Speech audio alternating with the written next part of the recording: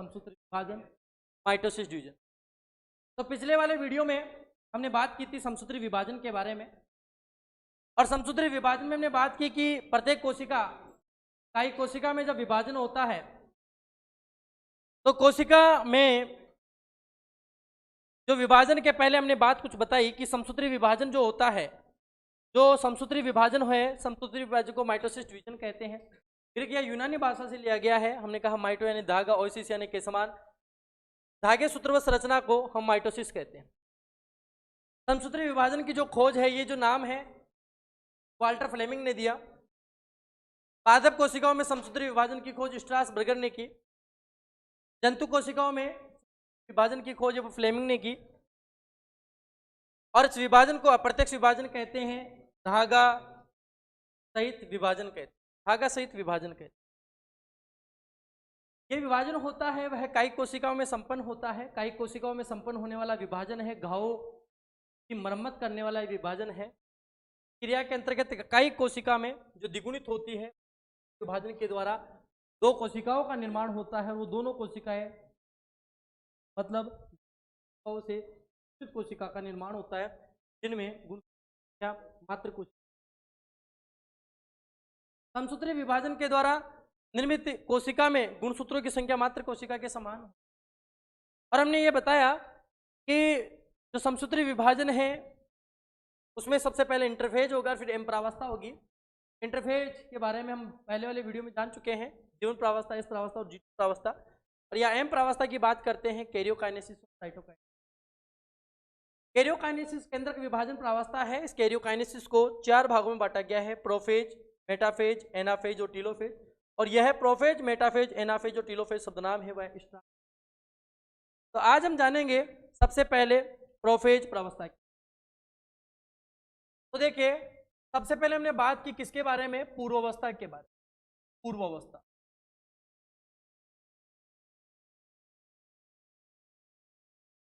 Prophase प्रावस्था। देखिए, prophase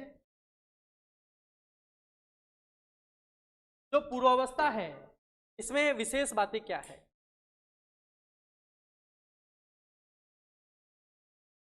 यह karyokinesis की सबसे लंबी प्रावस्था है। तो हम ये बात करेंगे कि इसमें हमने क्या कहा कि कैरियोकाइनेसिस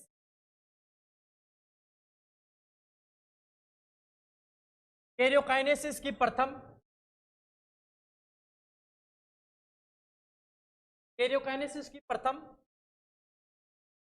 एवं क्या है? लंबी प्रावस्था,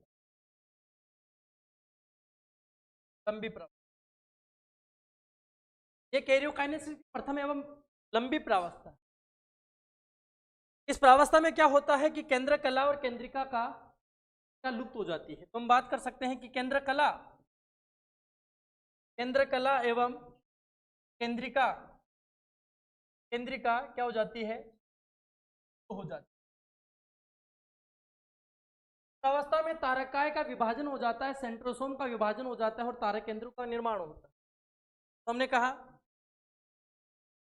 तारकाय जो सेंट्रोसोम है का विभाजन होकर दो तारक केंद्र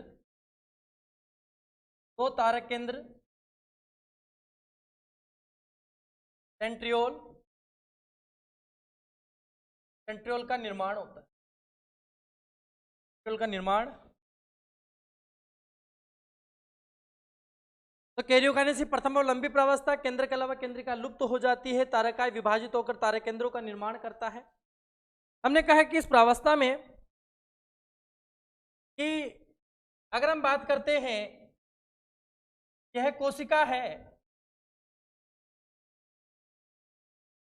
और कोशिका के अंतर्गत हमने कहा जो तारकाय है,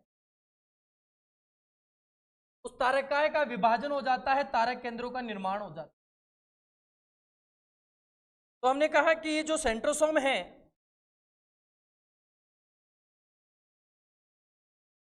ये सेंट्रोसोम है का विभाजन होगा और यहां पर दो तारक केंद्रों का निर्माण। पाए जाने वाली जो केंद्र कला है वो केंद्र कला लुप्त हो जाएगी, पाए जाने वाली केंद्रिका लुप्त हो जाएगी, और जो तारा केंद्र है कहाँ पर, ध्रुवों की ओर स्थानांतरित जाएंगे। तो हमने बात की इस प्रावस्था के अंतर्गत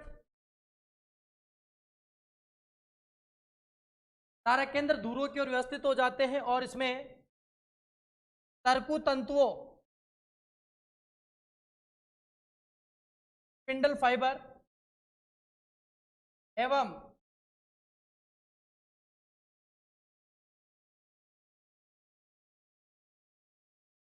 तारकीय अरे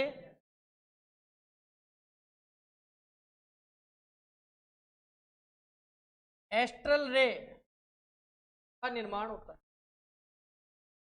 एस्ट्रल रे का विशेष बात यह है कि ये मेटाफेज के पहले तो पाई जाती है, लेकिन इंपॉर्टेंट इसमें है कि पादपों में तारक केंद्र तारकाएं नहीं पाए, और पादपों में तारकाएं ना होने के कारण इसे एनेस्ट्रल माइटोसिस भी कहते हैं। तो यहाँ पे ध्यान दीजिएगा, मैं एक नोट डाल के एक बात लिख रहा हूँ कि पादप कोशिका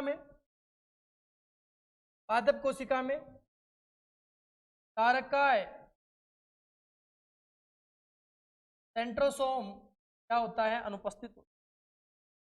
सेंट्रोसोम अनुपस्थित होता है। अतः स्पिंडल फाइबर, तो हमने कहा तारकीय अरे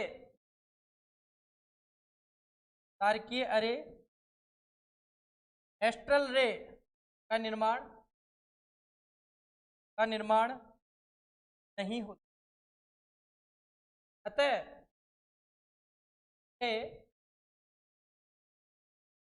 एनेस्ट्रल माइटोसिस जंतु कोशिका में तो तारकाएं पाया जाता है, और तारकाएं के द्वारा सेंट्रियोल बनता है, तो सेंट्रियोल के द्वारा जो स्पिंडल फाइबर है और स्पिंडल फाइबर के साथ में हमने कहा तो एस्ट्रल रे है, उनका निर्माण पादप कोशिका में सेंट्रियोल, इस कारण उनमें एस्ट्रल रे का निर्माण नहीं होता। पादपों में स्पिंडल फाइबर का निर्माण तो होता है, क्योंकि पादप कोशिका के जीवद्रव्य में उपस्थित जो प्रोटीन होती है, ट्रेबुलिन प्रोटीन, उनके द्वारा तरकु तंतु का निर्माण होता है, लेकिन एस्ट्रल रे का निर्माण। तो यहाँ हमने कहा जो तरकु तंतु बनेंगे और साथ में एस्ट्रल रे बनेंगे, एस्ट्रल रे का निर्माण इस प्रावस्था में हमने कहा केंद्रक और केंद्र कला लुप्त जाती है, जबकि टेलोफेज अवस्था में केंद्रक और केंद्र कला का पुनर्निर्माण होता है। प्रोफेज अवस्था को टेलोफेज की उलट प्रावस्था, तो हम कह सकते हैं कि इस प्रावस्था को प्रोफेज ऑब्लिक पूर्वावस्था को टेलोफेज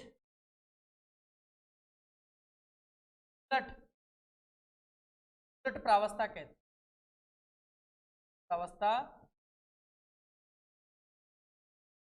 तो ये बात हुई किसके बारे में, प्रोफेज। इस विभाजन हमने कहा कैरियोकाइनेसिस की जो पहली प्रावस्था है, जिसे कहा प्रोफेज प्रावस्था हमने कहा केंद्र लुप्त हो जाती है, केंद्रक द्रव्य कोशिका द्रव्य संपर्क में आ जाती है। और हम ये भी हम इसमें ऐड कर सकते हैं कि इसमें प्रावस्था में ही जो केंद्रक द्रव्य है, कोशिका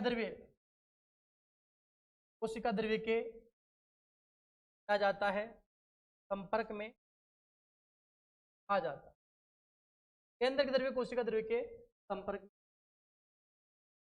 प्रोफेज फर्स्ट के बाद में जो अगली प्रावस्था आती है उसे हम कहते हैं मध्यावस्था।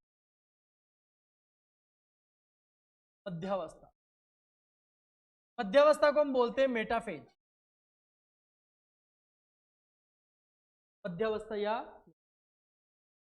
मध्यावस्था में होता क्या, पहले हम ये चेक करते हैं। मध्यावस्था जो है इसमें आपको बहुत इंपॉर्टेंट बातें आपको ध्यान रखनी है। प्रावस्था में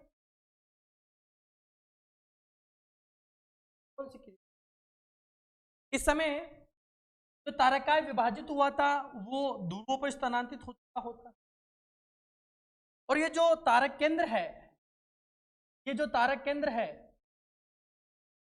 इन तारक केंद्रों के द्वारा तर्कुतंतु का निर्माण प्रारंभ हो जाता है, स्पिंडल फाइबर का निर्माण हो जाता है। एस्ट्रल रेखा जो गुणसूत्र होते हैं वह मध्य रेखा पर व्यवस्थित। यहाँ एक बात ध्यान रखने वाली बात यह है कि यहाँ जो गुणसूत्र बनते हैं वह परिधि की ओर बड़े गुणसूत्र, हमने बात की।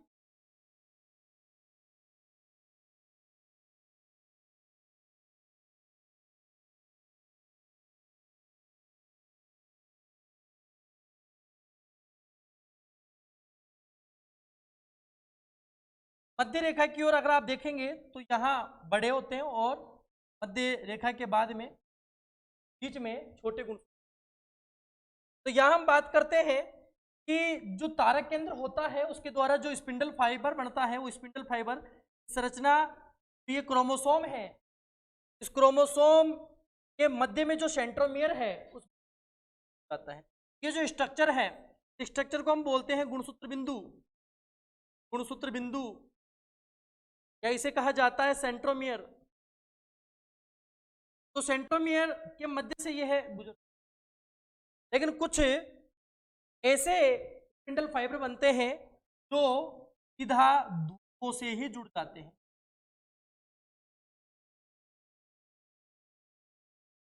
लेकिन कुछ स्पिंडल फाइबर होते हैं वह दूरों से सेंट्रोमियर से गुजरते हैं प्रकार से।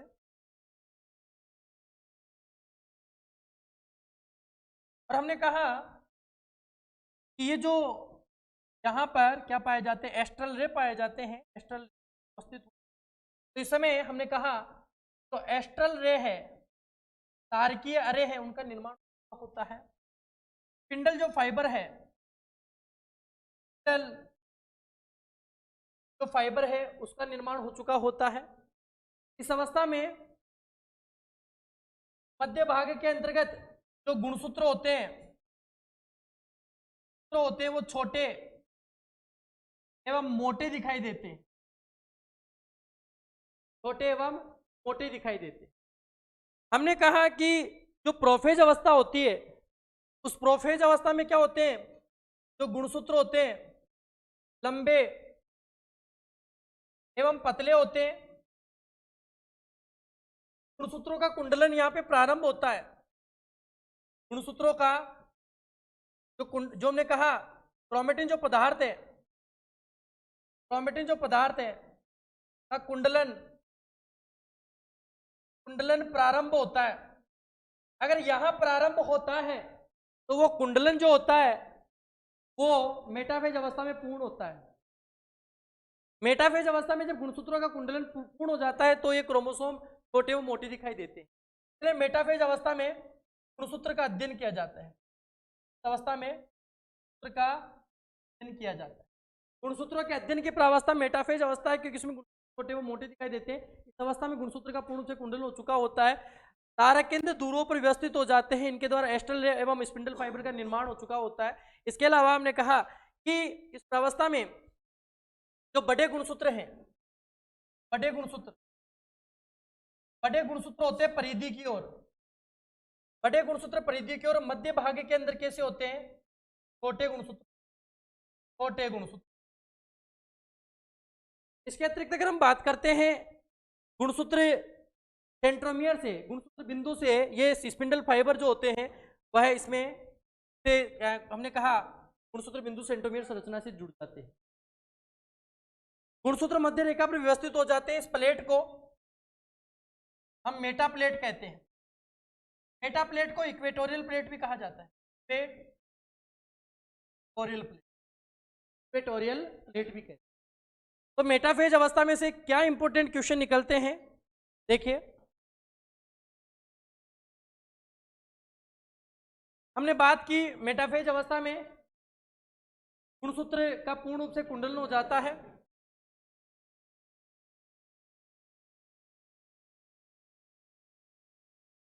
गुणसूत्र कुंडलित हो जाते हैं। इस प्रावस्था में गुणसूत्र छोटे एवं मोटे दिखाई देते हैं। गुणसूत्र छोटे व मोटे दिखाई देते हैं। इस प्रावस्था में गुणसूत्र की संरचना का अध्ययन किया जाता है। गुणसूत्र की संरचना का अध्ययन किया जाता है। इस प्रावस्था में गुणसूत्र मध्य रेखा से क्या कहते हैं, इक्वेटोरियल प्लेट का निर्माण होता है। इक्वेटोरियल प्लेट का निर्माण होता है। इस प्रावस्था में तर्कुतंतु स्पिंडल जो फाइबर है एवं एस्ट्रल रे तारकीय एरो का पूर्ण निर्माण हो चुका होता है। तारकीय एरे का निर्माण हो जाता है। इस प्रावस्था में गुणसूत्र की संरचना का अध्ययन होता है। गुणसूत्र छोटे व मोटे दिखाई देते हैं। गुणसूत्र कुंडलित हो जाते हैं। मैं कह सकता हूं कि मेटाफेज अवस्था होती है वह गुणसूत्रों का अध्ययन करने की सबसे बेस्ट अवस्था होती है। और इस अवस्था में गुणसूत्र छोटे व मोटे दिखाई देते हैं, मध्य रेखा पर व्यवस्थित हो जाते हैं, इसे मेटा प्लेट कहते हैं, इक्वेटोरियल प्लेट कहते हैं। और स्पिंडल फाइबर का और एस्ट्रल रे का निर्माण हो जाता है। और यहाँ पर जो स्पिंडल फाइबर है उसमें सतत और असतत स्पिंडल फाइबर होते हैं। वह तो हमने कहा ध्रुव की ओर, ध्रुव से ध्रुव की ओर, और हमने कहा ध्रुव से गुण, तो ये जो ध्रुव से ध्रुव की ओर होते हैं, ध्रुव से ध्रुव की ओर, उसे सतत स्पिंडल जो फाइबर है तर्कुतंतु, ये सतत तर्कुतंतु होते हैं। और जो ये गुणसूत्र से इससे जुड़े होते हैं वह असतत तर्कुतंतु होते हैं। सतत तर्कुतंतु होते हैं वो सीधे ध्रुव से पोल से जुड़े होते हैं, जबकि असतत जो तर्कुतंतु होते हैं वह पोल से इस गुणसूत्र बिंदु से जुड़े हुए। ये प्रावस्था जो होती है वह मेटाफेज प्रावस्था कहलाती है। अब मेटाफेज जो प्रावस्था है, तो मेटाफेज प्रावस्था के बाद में अगली प्रावस्था जो आती है उसे हम एनाफेज प्रावस्था कहते हैं। पश्चावस्था एनाफेज।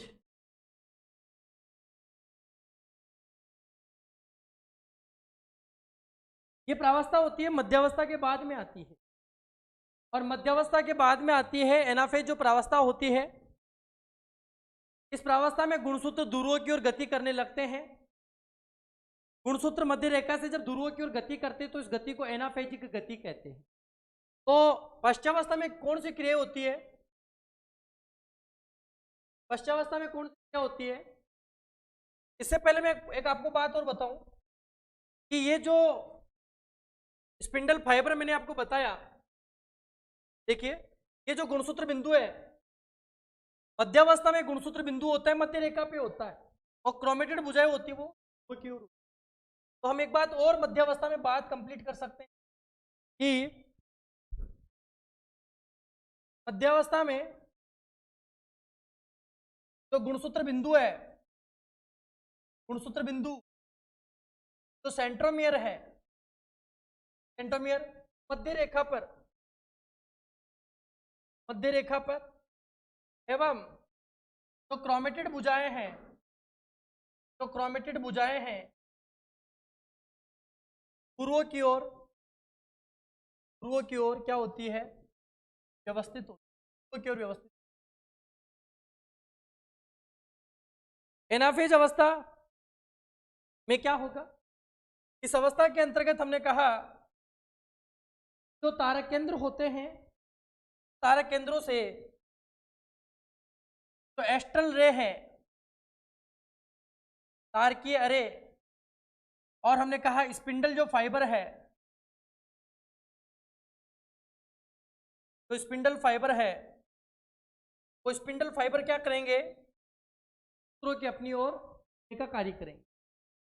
तो एनाफेज अवस्था में हमने कहा इस प्रावस्था में हमने कहा गुणसूत्र जो बिंदु है वो मध्य रेखा की ओर,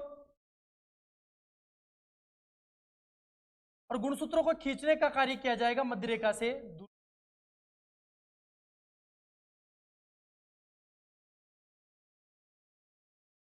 तो यहां जो गुणसूत्र है, गुणसूत्रों का पूर्व की ओर क्या होगी, गुणसूत्रों की ध्रुव की ओर क्या होगी, गति होगी। इस गति को हम क्या कहेंगे, एनाफेजी गति। कौन सी गति कहेंगे, एनाफेजी गति कहेंगे। एक गुणसूत्र को इस मध्य रेखा से पूर्व की ओर गुणसूत्र को गति करने में लगभग 30 एटीपी का क्या होता है, खर्चा होता है। इस गति को हम क्या कहेंगे, एनाफेजी गति कहेंगे। इस स्थिति में जो हमने बात कही, जो गुणसूत्र है इस गुणसूत्र बिंदु से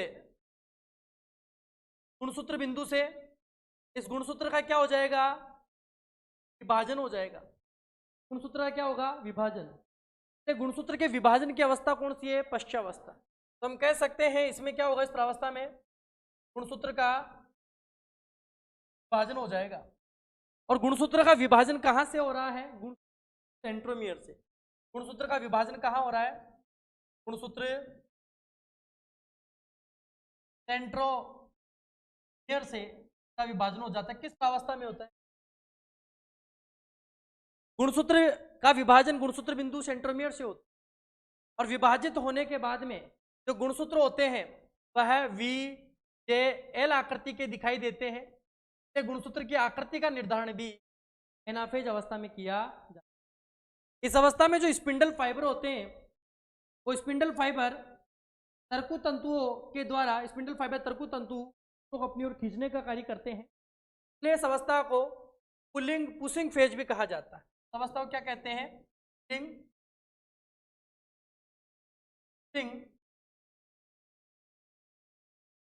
फेज, पुलिंग पुशिंग फेज कहते हैं। और यह जो बच्चावस्था है वह कैरियोकाइनेसिस की सबसे छोटी प्रावस्था है, कैरियोकाइनेसिस की छोटी प्रावस्था। तो हमने कहा कि इस प्रावस्था में क्या क्या कार्य होगा। देखिए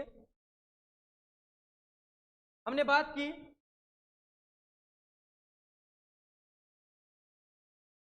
सबसे पहले हमने कहा जो गुणसूत्र है, गुणसूत्र पूर्व की ओर क्या करते हैं, गति करते हैं। गति को एनाफेजिक गति कहते हैं। हमने कहा एक गुणसूत्र को मध्य रेखा की ओर, तो एक गुणसूत्र को मध्य रेखा से की ओर जाने पर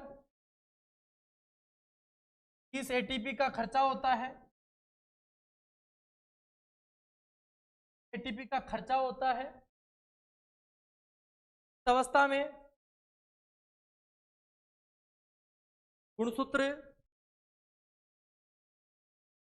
गुणसूत्र का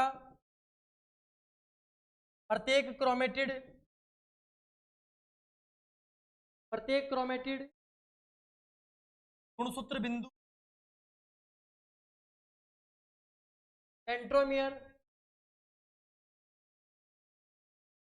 सेंट्रोमियर से जुड़ जाता है। इस प्रावस्था में गुणसूत्र का विभाजन होता है। के विभाजन की प्रावस्था, जो गुणसूत्र का विभाजन है, सेंट्रोमियर, हमने कहा का विभाजन होता है। यह कोशिका विभाजन की सबसे छोटी प्रावस्था है। कोशिका विभाजन के कैरियोकाइनेसिस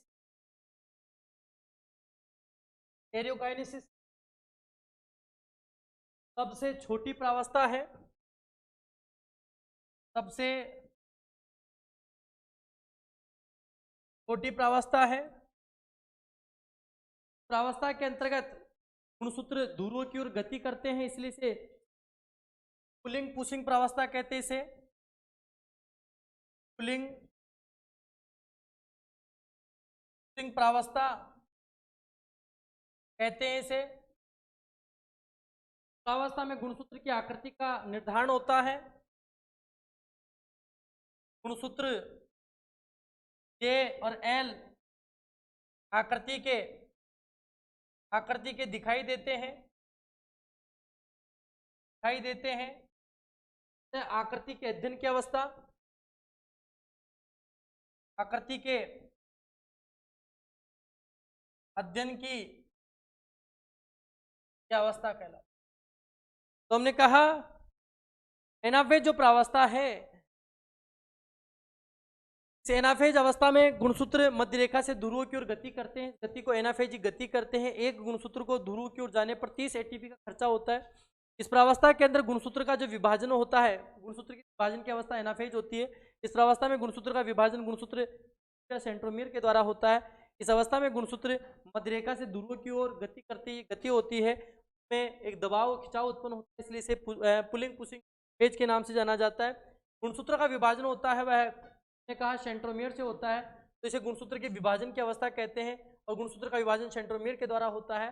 गुणसूत्र की आकृति जो होती है वी जे और एल आकृति की दिखाई देती है। इससे गुणसूत्र की आकृति का जो निर्धारण है या गुणसूत्र की आकृति का अध्ययन है वह भी पश्चावस्था में किया जाता है। और यह कैरियोकाइनेसिस केंद्र के विभाजन की सबसे छोटी प्रावस्था। इसके बाद में हमने कहा प्रोफेज, मेटाफेज, एनाफेज के बाद में अगली प्रावस्था आती है उसे हम टीलोफेज कहते हैं।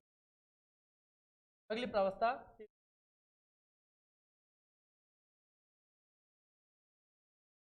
टीलोफेज, हम कहते हैं अंत्यावस्था।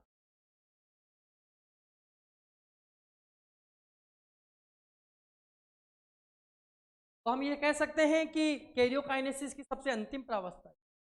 तो कैरियोकाइनेसिस केंद्र के विभाजन के अंतिम कैरियोकाइनेसिस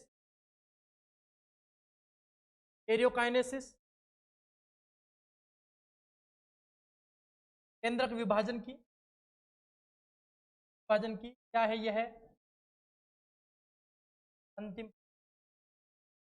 समसूत्री विभाजन की बात कर रहे हैं तो साइटोकाइनेसिस की पूर्व प्रावस्था, साइटोकाइनेसिस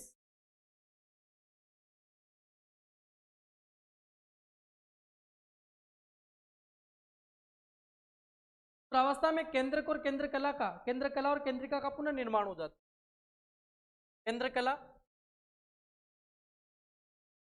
केंद्रकला एवं केंद्रिका का हो जाता है, निर्माण हो जाता है।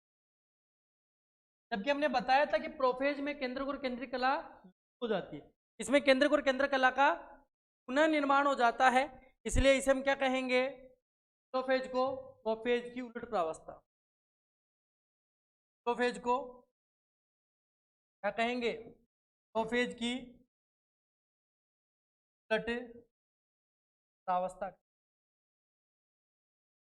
केंद्रक और केंद्रिका का पुनः निर्माण हो जाता है। प्रोफेज अवस्था में जो तारकाय था उसका विभाजन होता है और तारकाय के द्वारा तारक केंद्र बनते हैं और तारक केंद्र स्पिंडल फाइबर का निर्माण करता है। लेकिन इस अवस्था में जो तरकु तंतु बने हैं, जो तारक केंद्र होते हैं, वह कोशिका द्रव्य में समाहित हो जाते हैं। तो हम यह कह सकते हैं तरकु तंतु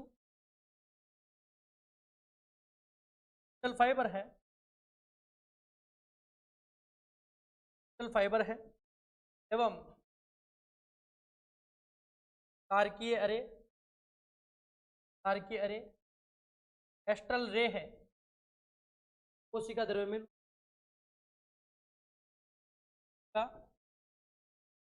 में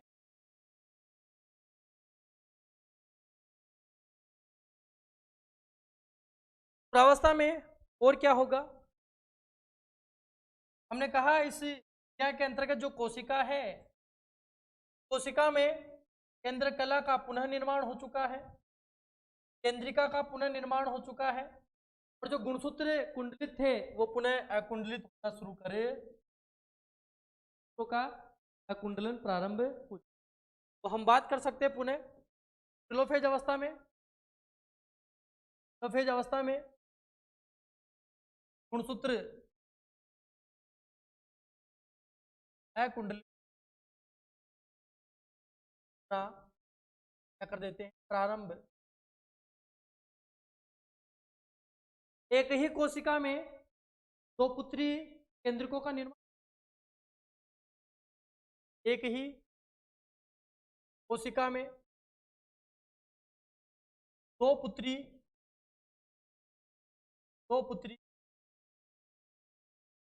केंद्रकों का क्या हो जाता है, निर्माण हो। और इस अवस्था में जो हमने माइटोसिस की बात करी, तो इसमें जो गुणसूत्र होंगे ये कोशिकाएं भी होगी। तो ये टेलोफेज अवस्था है, और टेलोफेज अवस्था में हमने कहा कि इस प्रावस्था के अंतर्गत जो तारक केंद्र थे, जो स्पिंडल फाइबर थे, वह कोशिका द्रव्य में लुप्त हो चुके हैं, केंद्रिका का पुनर्निर्माण हो चुका है, का पुनर्निर्माण हो चुका है। जो कोशिका ध्रुवों की ओर गति कर चुके थे, जो कुंडलित थे, जिनमें मेटाफेज अवस्था में जिन गुणसूत्रों का अध्ययन किया गया था, एनाफेज अवस्था में जो गुणसूत्र है वह ध्रुवों की ओर जाने के पश्चात उसकी आकृति का निर्धारण किया गया था। आने पर उन्हें गुणसूत्रों के चारों ओर का निर्माण हो चुका, और जो गुणसूत्र है पुनः क्रोमेटिन पदार्थ में परिवर्तित होने के लिए अकुंडलित होना प्रारंभ कर देते, और एक ही कोशिका में दो पुत्री केंद्रकों का निर्माण होता है। जिन माइटोसिस की बात कर रहे हैं यहाँ पर, एक कोशिका के अंदर दो कोशिका का निर्माण होता है, लेकिन इनमें गुणसूत्रों की संख्या होती है मात्र कोशिका। यहाँ पर बात की है टेलोफेज। जैसे ही टेलोफेज प्रारंभ होता है तो इसी समय कोशिका द्रव्य का विभाजन प्रारंभ हो जाता है। टेलोफेज अवस्था में ही क्या होता है, कोशिका द्रव्य विभाजन क्या हो जाता है, प्रारंभ। कोशिका द्रव्य का विभाजन प्रारंभ हो। अब टेलोफेज अवस्था के बाद में अगर हम बात करते हैं, टेलोफेज अवस्था जैसे ही कंप्लीट होती है, इसके बाद में आएगा साइटोकाइनेसिस। तो साइटोकाइनेसिस की बात करते हैं। अगला कोशिका द्रव्य विभाजन, हमने क्या कहा, साइटोकाइनेसिस। कोशिका द्रव्य के विभाजन की क्रिया को साइटोकाइनेसिस, कोशिका का क्या होता है। और कोशिका द्रव्य के विभाजन में हम बात करते हैं, यह पादप कोशिका और जंतु कोशिका में अलग अलग प्रकार से होता है। पादप कोशिका में क्या होता है और जंतु कोशिका में कोशिका द्रव्य का विभाजन कैसे। जैसे सबसे पहले हम बात करते हैं पादप कोशिका द्रव्य विभाजन को पादप कोशिका में और जंतु कोशिका में अलग अलग रूप से बांटा गया है। पादप कोशिका में जो कोशिका द्रव्य विभाजन होता है उसमें एक होती है, हम बोलते हैं कोशिका पट्टिका विधि। तो पादप कोशिका में जो विधि है वह है कौन सी, कोशिका पट्टिका के द्वारा कोशिका द्रव्य का विभाजन।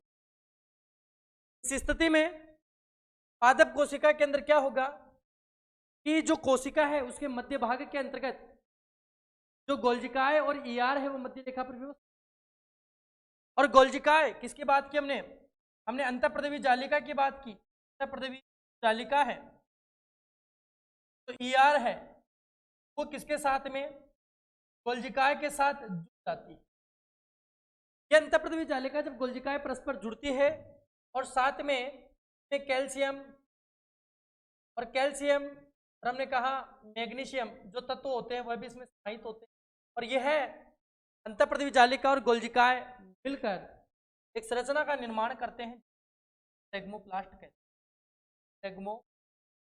तो फ्रेगमोप्लास्ट संरचना का निर्माण पादप कोशिका में कोशिका पट्टिका विधि के द्वारा कोशिका द्रव्य विभाजन होता है। कोशिका पट्टिका विधि में अंतःप्रदेवी जालिका और गोल्जिकाएं कैल्शियम और मैग्नीशियम आयन की उपस्थिति में यह फ्रेगमोप्लास्ट संरचना का निर्माण करती है। और जब फ्रेगमोप्लास्ट संरचना का निर्माण हो जाता है तो ये जो फ्रेगमोप्लास्ट जो संरचना बनती है, ये फ्रेगमोप्लास्ट जो संरचना बनती है, तो हम बात करें अगर पादप कोशिका के बारे में, देखिए यहाँ पे पादप कोशिका है, यहाँ मैं एक बात बताना चाहूँ, यह एक पादप कोशिका है और इस पादप कोशिका के अंतर्गत द्रव्य का विभाजन हो रहा है तो मध्य भाग में क्षार है, मध्य भाग में क्षार है और साथ में हमने कहा गोल्जिकाएं है वो व्यवस्थित हो, यह ER प्लस गोल्जिकाएं कैल्शियम और मैग्नीशियम आयन के द्वारा मैग्नीशियम आयन से उपस्थित होगा। इस संरचना को हम क्या कहेंगे? फ्रेगमोप्लास्ट कहेंगे, फ्रेगमोप्लास्ट कहेंगे। और यहाँ पर कैल्शियम और मैग्नीशियम की उपस्थिति में यहाँ पर क्या होगा? एक संरचना बनेगी मध्य पटलिका, मध्य पटलिका का। मध्य पटलिका में आपको बहुत इंपॉर्टेंट तरीके से याद रखना है, कैल्शियम और मैग्नीशियम आयन की सांद्रता क्या होती है, पाई जाती है। कैल्शियम और मैग्नीशियम तत्व पाए जाते हैं और इनमें अगर इनमें से भी पूछ लिया जाए, ठीक है, तो यहाँ कैल्शियम की क्या पाई जाती है, कैल्शियम की क्या पाई जाती है, इनमें अधिकता पाई जाती है, संरचना को कैल्शियम पेक्टेट कहते हैं। क्या कहते हैं? कैल्शियम, क्या कहते हैं? Calcium pectate. कैल्शियम पेक्टेट का निर्माण होता है कोशिका द्रव्य मध्य रेखा से ध्रुवों की ओर अलग होने लगता है। प्रकार का कोशिका द्रव्य जो विभाजन है जो मध्य रेखा से कहाँ की ओर, ध्रुवों की ओर जाता है, तो हम क्या कहते हैं? अपसारी। क्या कहते हैं? अपसारी कोशिका द्रव्य, अपसारी कोशिका द्रव्य विभाजन। अपसारी का मतलब होता है कहाँ? केंद्र से परिधि की ओर। यहाँ कोशिका द्रव्य का विभाजन जो होता है वो कहाँ से होता है? केंद्र से की ओर होता है, परिधि द्रव्य का। तो केंद्र से ये कोशिका धीरे धीरे अलग होना शुरू कर देती है और दोनों कोशिका अलग हो जाती है। लेकिन अगर हम बात करते हैं जंतु कोशिका के बारे में, तो दूसरा हमने कहा जंतु कोशिका में कोशिका द्रव्य विभाजन के लिए होती है, इसे हम अंतःवलन विधि कहते हैं। अंतःवलन विधि या इस विधि को हम खांच विधि,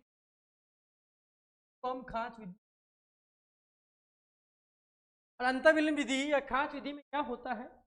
इस विधि के अंतर्गत जो जंतु कोशिका है,